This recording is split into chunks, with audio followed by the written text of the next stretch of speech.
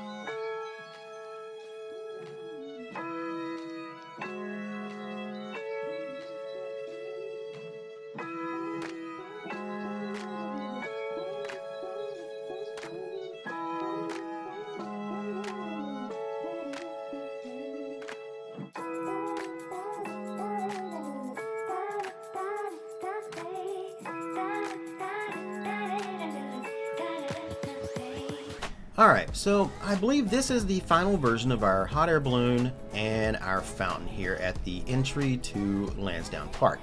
So a couple of changes that I've kind of done here real quick is after I added the sign onto the balloon up here that says LandsDowne, I decided that having it also say it down here on the fountain was just a little too much. So instead I changed this to just say welcome. I also changed the colors up just a little bit. So instead of having it all be just this teal color, I changed the top to a lighter blue. And I know these are supposed to be kind of waves right here on the stucco that goes around this, but you know, it almost sort of looks like mountains in a way, which works perfect with our hot air balloon.